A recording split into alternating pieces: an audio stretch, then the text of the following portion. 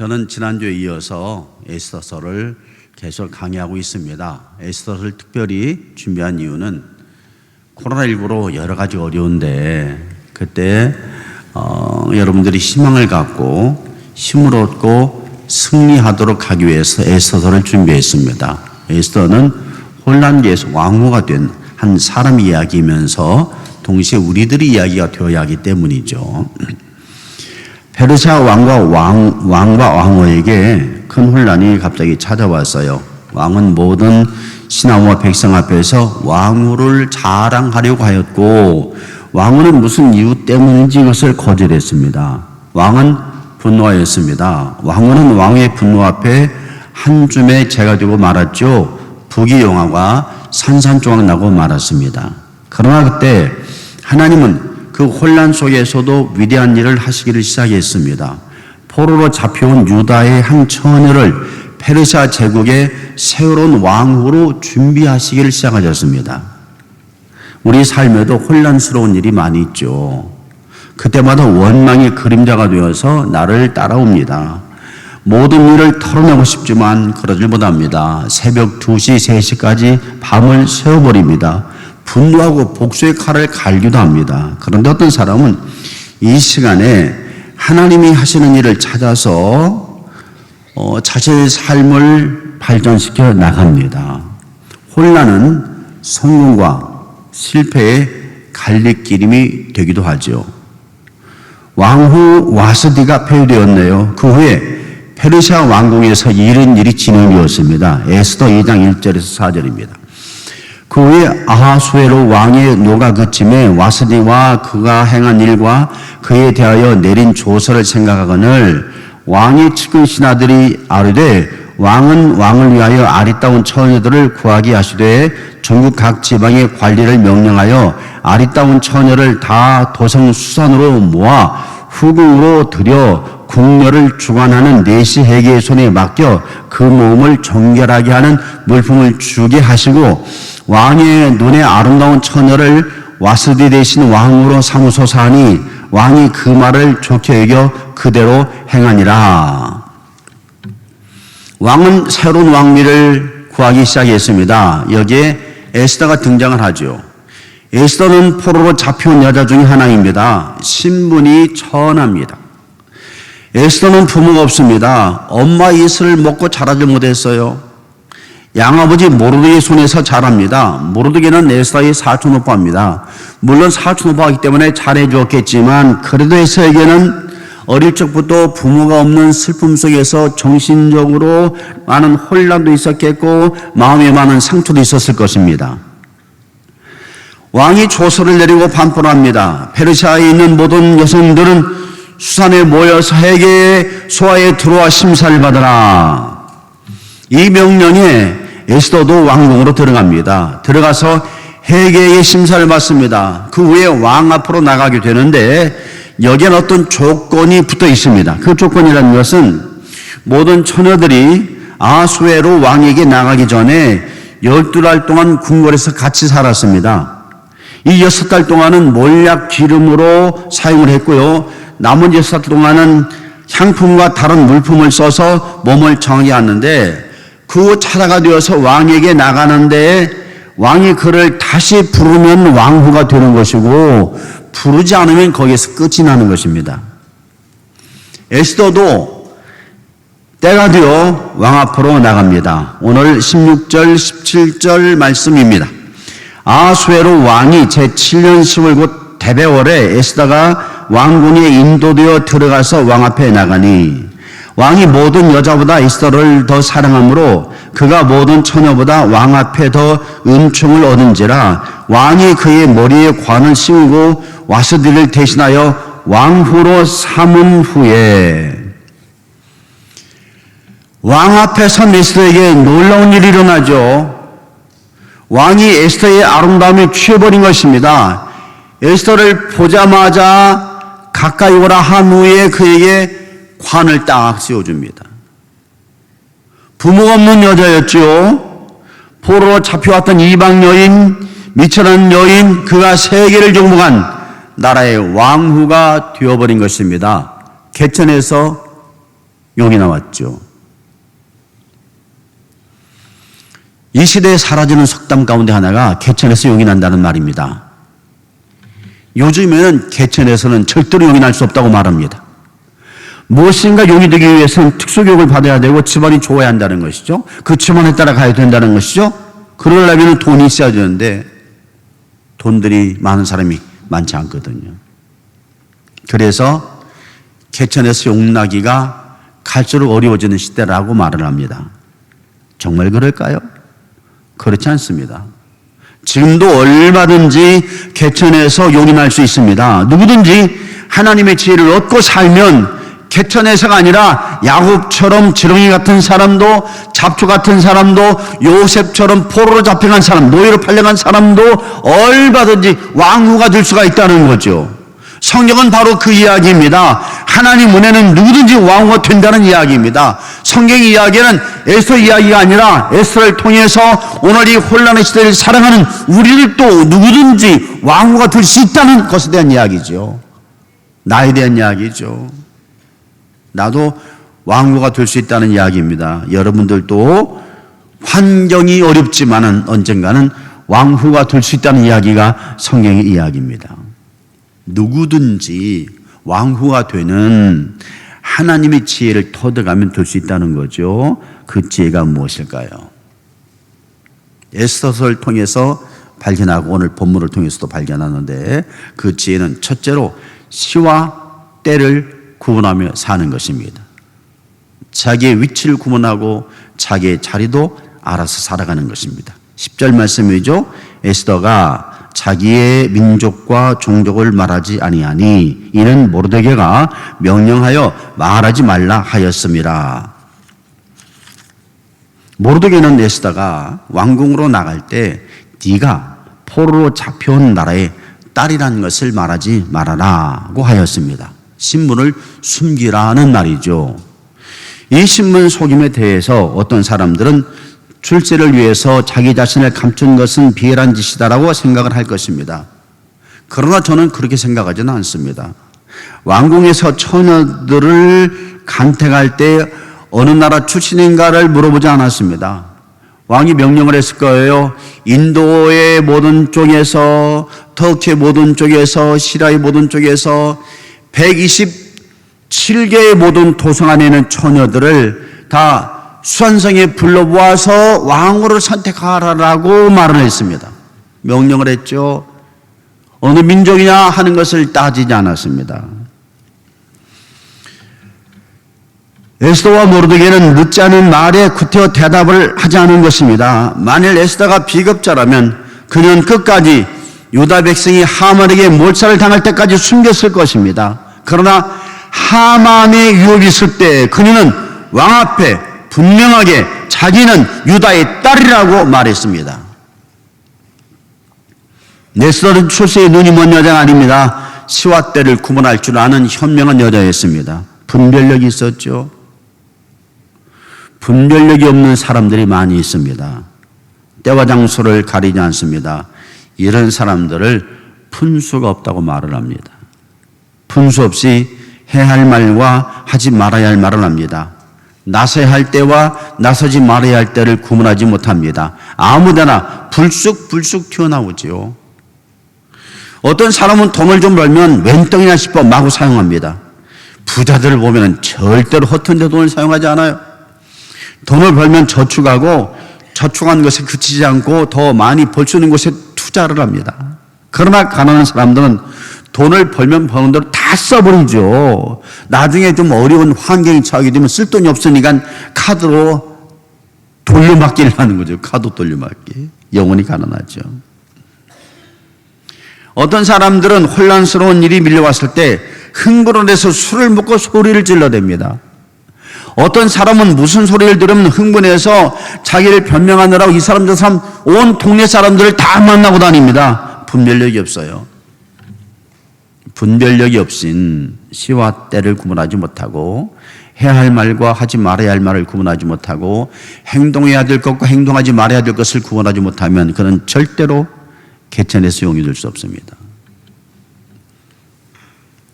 왕후가 될 수가 없어요. 예수님께서 말씀하십니다. 누가복음 12장 56절입니다. 외식하는 자여, 너희가 천지의 기상은 분간할 줄 알면서 어찌 이 시대는 분간하지 못하느냐. 예수님께서도 분별력 있게 살아가라고 말씀하시죠. 시와 때를 구분하는 것, 환경을 구분하는 것, 자기의 위치를 구분하는 것, 해야 할 말과 하지 말아야 할 말을 구분하는 것, 사용할 때와 사용하지 말아야 할 때를 구분하는 것, 분별력이 있어야 돼요. 그래야 왕후가 될 수 있습니다. 둘째는 자기 자신을 가장 충실히 보여줘야 합니다. 꾸미거나 감추지 마시고 있는 그대로 소박하게 살아가는 것이 아주 매력이 있고, 그런 사람들이 결국 훌륭하게 됩니다. 처녀들이 왕 앞에 나가기 전에 첫 6개월은 몰약의 기름을 발랐습니다. 그리고 다음 6개월은 다른 물품을 사용해서 자신을 아름답게 가꾸었습니다.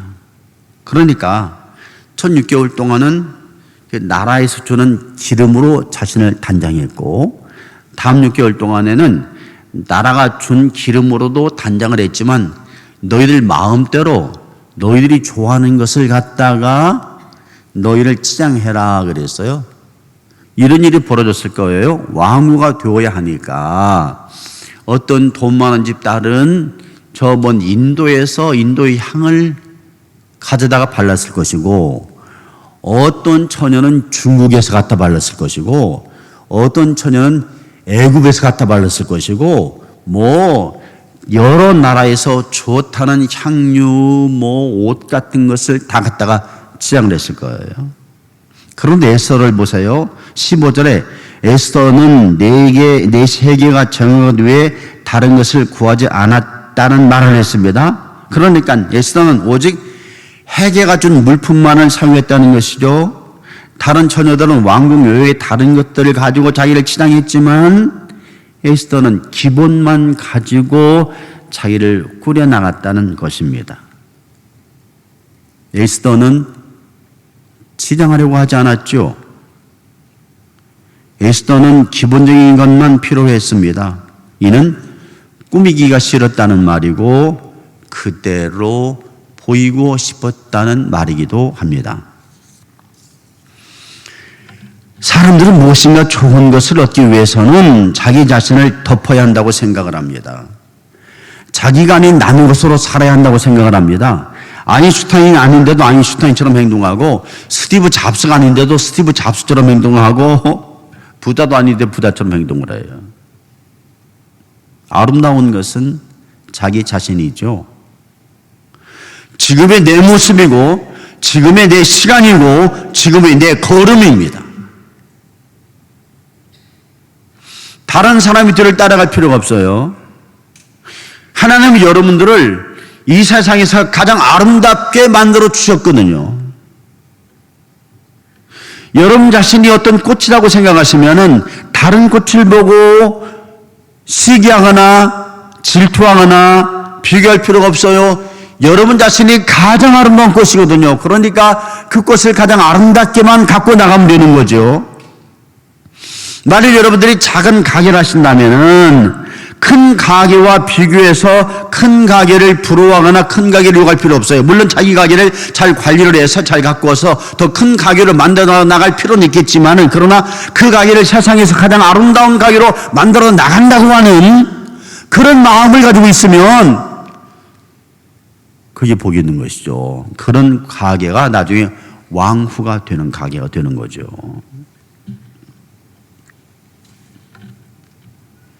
자기를 소중히 여기고 자기를 갖고 나가는 것이 내가 살아가는 길이고 이유입니다. 저는 인생은 건축자라고 생각을 해요. 어디 빌딩을 짓는 것이 아니라 세상에서 가장 좋은 나를 주님 나라 갈 때까지 계속해서 건축해 나가는 존재입니다. 자기 자신을 아름답게 건축하다가 마지막 주님 나라 갈 때는 가장 아름다운 모습이 되어서 주님 앞에 가서 주님, 이게 제가 주님이 주신 삶을 지금까지 건축한 결과예요. 받으십시오라고 드리는 것이죠. 자기 자신을 키워나가면 어느 땐간 자기가 왕후가 되어 있을 것입니다. 셋째는 모든 자에게 사랑을 받도록 해야 돼요. 모든 자에게. 오늘 말씀 15절에 보니까 모르드게의 삼촌 아비아의 딸 곧 모르드게가 자기의 딸같이 양육하는 에스더가 차례대로 왕에게 나갈 때 국류를 주관하는 내 세계가 정한 외에는 다른 것을 구하지 아니하였으나 모든 보는 자의 사랑을 받더라 그랬어요. 당시 왕후를 간택하는 일에 수많은 사람들이 관여를 했겠지요. 왕후가 되고자 하는 그 나라에 살고 있는 수많은 처녀들, 이 후보들을 돌보는 궁녀들을 주관하는 내시들, 그리고 이 모든 일을 총관장하는 회계, 이들 모두가 다 어쩌면 에스더와 에스더의 경쟁자일 수가 있습니다. 처녀들은 말할 필요도 없고 궁녀들도 은근히 시샘을 하기도 하였겠지요. 그러죠? 모두가 다 에스더의 적일 수가 있습니다. 그런데 오늘 성경 말씀은 모든 보는 자에게 사랑을 받더라. 모든 사람들이, 모든 처녀들도, 모든 궁녀들도, 궁녀를 주관하는 내실도 에스더를 보고 참 사랑스러워. 어쩜 이렇게 아름다우냐. 에스더가 왕후가 될지도 모르겠어. 아니야. 에스더 같은 여인이 왕후가 돼야 돼 라고 말했을지도 모른다는 거예요. 에스더 2장 8절과 9절에도 에스더의 아름다움에 대한 말씀이 있습니다.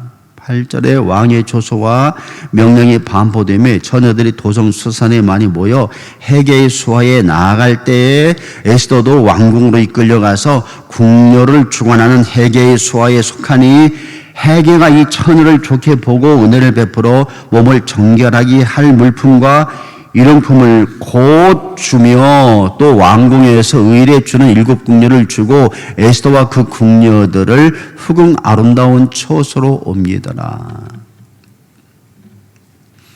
왕의 명령이 떨어졌을 때 페르시아 제국이 살고 있는 모든 처녀들이 도성 수산에 모였습니다. 수산이 서울이었죠. 그 나라에.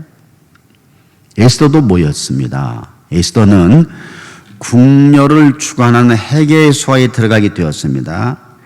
헤게가 많은 후보자를 쫙 그냥 살펴보는 거죠. 그러니까 이 처녀들이 어쩌면 일렬로 서가지고 슉슉슉슉 지나갔을지도 몰라요. 무조건 다 후궁에 들이지도 않았을 테니까 예선하고 1차 예선, 2차 예선, 3차 예선 예선가 나뉘겠습니까? 후보를 그 왕후의 후보를 고르는데 그 수많은 처녀를 다 왕궁에 다 넣어서 후궁 초소에 있게 하는 것은 아니지 않겠어요? 쫙 지나가는데 그냥 순식간에 있다가 있죠. 헤게가 쫙 보는데 에스더가 그 앞을 지나가는데 갑자기 헤게의 눈이 휘둥그레진 거예요. 그 모습에 첫눈에 반해버린 거예요. 그래서 수도업시키고 얘야 네가 누구냐? 여러 궁녀들에게 이 처녀가 아리따옵다. 이 처녀에게 궁녀 7을 주고 가장 아름다운 후궁의 처소에서 1년 동안 거하게 하라 라고 말을 했습니다. 에스더는 왕궁에 들어가서 여러 시험을 받은 1년 동안 아름다워진 것이 아니라 왕궁에 들어가기 전부터 아름다웠다는 거죠. 그 아름다움 때문에 다른 간택 시험에 참여한 사람들과 달리 특별한 대우를 받으면서 아름다웠던 후궁 초소에서 같이 1년을 훈련받은 것입니다. 왕이 앞에 나갈 때도 별로 치장하지 않고 자기 자신의 아름다움을 가지고 나갔습니다. 에스더는 포로로 끌려왔던 나라의 딸입니다. 일찍이 부모를 잃었어요. 사촌에게 양육을 받았습니다. 환경이 척박했어요. 그런데도 아름다웠습니다. 겉모습이 물론 아름다웠겠죠. 그런데 겉모습을 가지고 1년 이상 갈 수가 있습니까? 에스더는 겉모습 이전에 이미 내면이 아름다웠습니다. 그 안에서 흘러나오는 아름다움이 그까지 꽉 차버린 것이죠. 그래서 수많은 사람들을 상대했던 헤게가 단번에 한눈에 알아본 것입니다. 아, 얘가 현숙하고 얘가 아름답고 그 눈을 보고 얼굴에 화색을 보고 그 거림거림을 보고 그 자태를 보고 이 나라에 이런 처녀가 있다니 해서 불러들인 거죠. 우리 모든 사람들의 내면에는 불이 있어요. 그 불이 활활 타오를 때도 있고 그 불이 점점 꺼져갈 때도 있습니다. 불이 타오르면 타오를수록 그 인생은 아름다워지고 불이 꺼지면 꺼질수록 그 인생은 침체의 늪에 빠지게 됩니다. 모든 것은 내면에서 시작해서 밖으로 나오게 되어 있습니다. 에스더는 어쩌면 그녀의 삶 자체는 꺼진 불이었어요. 부모도 다 잃고 포로로 잡혀온 집안에서 가난하게 자랐습니다. 그런데 그녀는 자기 인생 자체가 꺼져버린 불이지만 내면에 꺼지지 않는 내면의 불을 가지고 있었네요.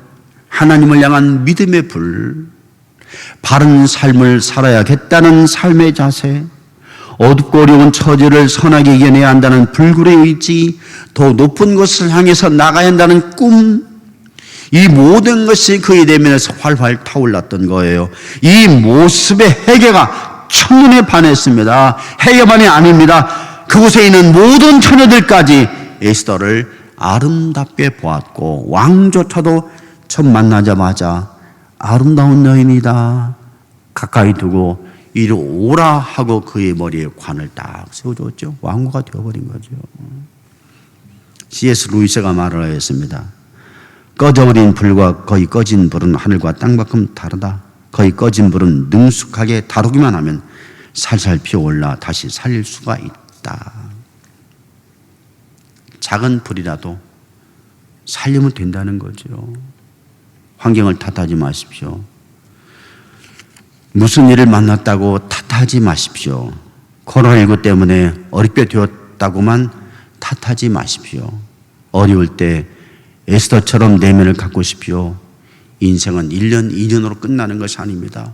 인생은 평생을 만들어 나가는 작업이죠. 평생 동안 내면을 갖고 나가야만 합니다. 어렵고 힘든 환경 가운데에서도 인내하는 법을, 사나운 사람들 가운데에서도 선함으로 이겨내는 법을, 모든 것이 막혀있을 때에도 밤하늘의 별을 보고 아름다운 꿈을 꾸는 법을, 심한 공격을 받고 있을 때에도 흔들리지 않고 나를 더 키워나가는 법을, 미래가 어떻게 될지 모를 때에도 하나님의 선함을 의지하면서 자신이 해야 할 일을 묵묵히 해나가는 법을, 인생이 아무리 긴 여행이라고 해도 흐트러지지 않고 하나님이 주신 자신만의 길로 묵묵히 걸어가는 법을, 보다 창의적이고 새로운 나를 만들어 나가는 법을 늘 내 안에서, 내면에서 갖고 나가야 합니다. 에스더는 불안 환경의 여인입니다. 그렇지만 시와 때를 분별할 줄 알았습니다. 자기 자신의 것을 소중히 여겼습니다. 환경을 탓하지 않고 자기 내면을 계속해서 갖고 나갔습니다. 자기 안에 있는 불을 꺼뜨리지 않았습니다. 그랬더니 왕후가 되었습니다. 에스더는 에스더 이야기가 아닙니다. 우리들의 이야기이기도 합니다. 에스더가 우리 삶에 소중한 교훈과 꿈을 주죠. 누구든지 왕후가 될 수 있다는 것입니다. 여러분, 코로나19 때문에 아니면 다른 이유 때문에 하루가 벅찰 때가 많죠. 어려운 환경을 보면서 탓하고도 싶습니다. 그러나 성경의 이야기는 누구나 왕후가 될 수 있다는 이야기입니다. 여러분들도 나도 왕후가 될 수가 있습니다. 나를 에스더처럼 만들고 그 길로 나갈 때 에스더처럼 살면 되는 것입니다. 하나님의 선하심으로 어려운 시대를 살고 있긴 하지만 다 에스더처럼 왕후가 되시는 그런 축복을 누리시는 여러분 되시기를 주의 이름으로 축원합니다.